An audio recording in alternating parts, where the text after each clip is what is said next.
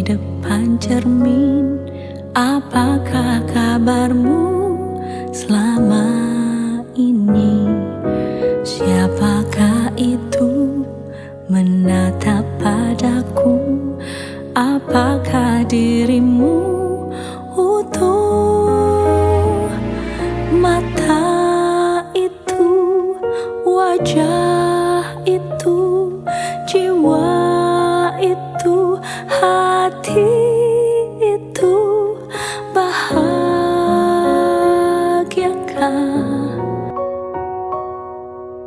Rasa cinta sesama begitu kuat membuat sebuah niat baik melayani, memperhatikan, dan menolong sesama khususnya untuk para disabilitas mental.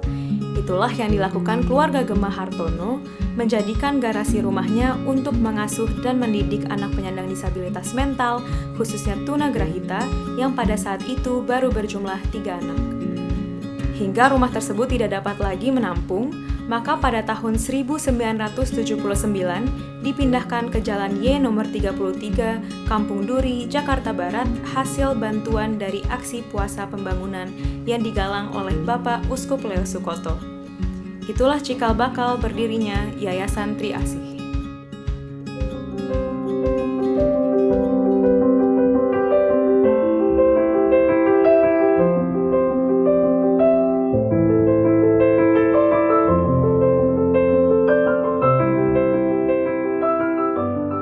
Visi Yayasan Triasih itu sendiri itu adalah untuk menjadikan sebuah lembaga ini menjadi suatu pusat habilitasi dan rehabilitasi bagi anak-anak berkebutuhan khusus.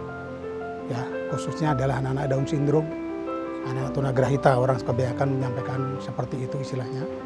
Jadi misi Yayasan Triasih sudah jelas. Bagaimana supaya mereka ini mampu mandiri.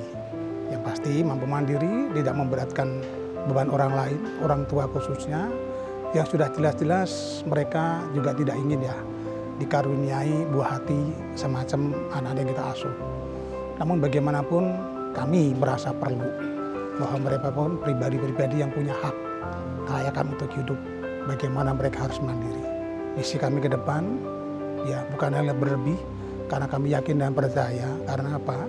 Bahwa sesuatu tidak mustahil ketika Tuhan sudah berkenan. Tuhan sudah melibatkan diri dalam kajian Triasih. Jadi misi kami sesuai dengan anggaran dasar yayasan adalah membangun atau membentuk panti-panti. Yayasan Triasih mencoba memberikan pelayanannya dengan berbagai fasilitas untuk para penyandang disabilitas tunagrahita, terutama para pembimbing dan terapis yang profesional dengan ketulusan hati. Berkat terutama melayani Tuhan melalui anak-anak tunagrahita di Yayasan Triasih, bergabung di Yayasan Triasih karena rasa kekeluargaannya sih, rasa kekeluargaan yang tinggi, sikap toleransinya yang tinggi, lalu untuk sikap kerjasamanya yang total, kompak dan tuntas.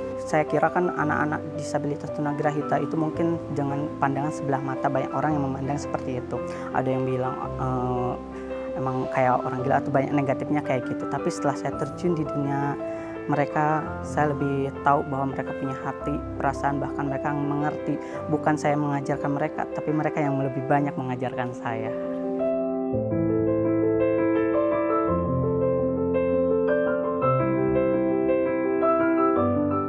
Prosedurnya sama, kita di awal harus melakukan asesmen. Nah, dari situ baru kita sampaikan ke orang tua atau pendampingnya, anak ini diarahkan ke sekolah atau hanya ikut terapi saja atau masuk kelompok terapi tersebut. Jadi kita sampaikan dari hasil asesmen dan kemampuan anak itu. Biasanya yang datang misalnya umur anak itu 3 tahun, batas kemampuan yang nggak sesuai dengan usianya. Jadi kita harus sampaikan ke orang tua di awal bahwa batas kemampuan anak ini tidak sesuai dengan usianya. Jadi mungkin agak sedikit lama untuk menanganinya. Kita mulai 1, 2, 3.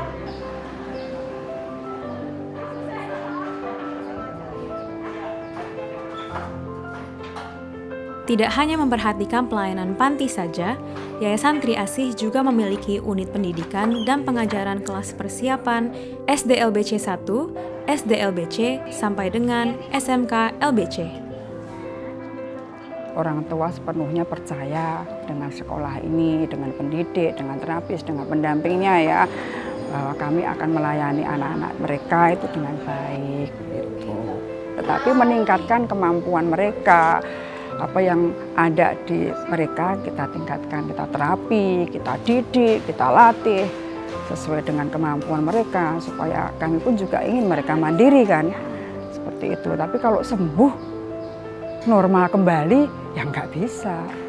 Nah, kami pun juga mengerti, maka kita selaku pendidik, selaku kepala sekolah, selaku pimpinan di sini ya kita memberikan penguatan buat orang tua itu.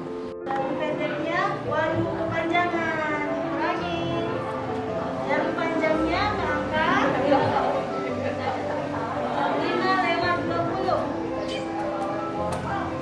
Sudah ditulis ke bukunya? Udah Kuli. Walau memiliki kekurangan, tapi mereka juga berhak mendapatkan pendidikan sebagai warga negara Indonesia yang sama dengan kita. Kekurangan mereka merupakan tanggung jawab kita untuk ikut menumbuhkan kemandiriannya.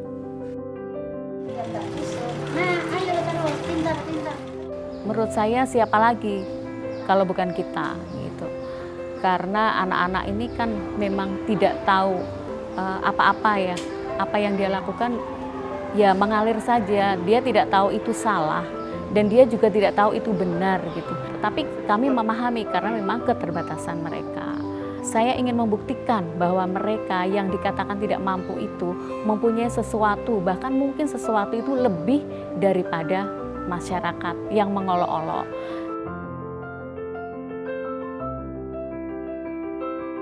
Ya, secara finansial pada umumnya mereka ini berkekurangan, ya. Dari secara umum dari tarif-tarif yang ada, ya kan, mereka itu sangat minim. Ini merupakan satu tantangan bagi pengurus sendiri bahwa selain daripada berbela rasa terhadap mereka semua, ya kan, mereka kita rekrut meskipun standar untuk ekonominya satu anak itu sekitar 5 juta, ya. Tetapi di sini mereka hanya mampu bayar 500-600 ribu, itu kita tetap terima. Tapi di lain pihak juga kami selalu mengupayakan bukan hanya soal ekonomi, tetapi bagaimana meningkatkan pendidikan yang kita layani bukan hanya soal baca tulis, ya kan, berhitung, tetapi di sini juga ada terapi-terapi. Jadi itu yang kita coba lihat, antara lain terapi fisio, lalu ada motorik terapi, ya kan, ada kemudian okupasional terapi dan sebagainya, untuk menjaga supaya mereka itu tetap bisa bugar dalam mengikuti kegiatan-kegiatan pembelajaran.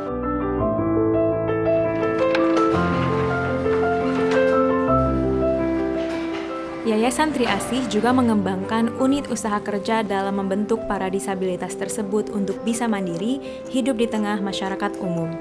Hasil unit usaha kerja tersebut menjadi salah satu sarana untuk menghidupi dan menjalankan pelayanan Yayasan Tri Asih, walau masih butuh banyak bantuan dari luar.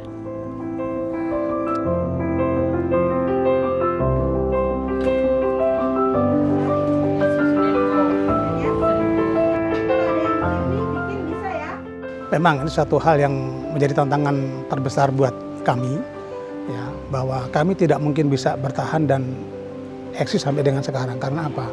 Keterlibatan bela rasa daripada seluruh partisipan, seluruh donatur, ya. Jadi mereka adalah sebagai aset Tri Asih. Upaya kami bagaimana untuk merawat supaya donasi kami tetap terjaga sehingga pelayanan kami tetap hidup. Jadi upaya-upaya kami merawat mereka, bahwa apa yang telah mereka perbuat semata-mata hanya untuk kemuliaan Tuhan sendiri, yang semata-mata itu. Jadi bukan karena kepentingan kami organ pengurus ataupun bagi para kalangan pendidik. Mereka itulah yang memberikan, yang mengejawanta daripada uluran daripada para donatur itu. Memang bukan hal yang mudah, ya, apalagi di dalam era pandemi seperti ini. Namun kami yakin dan percaya bahwa karya Tuhan tidak akan pernah putus.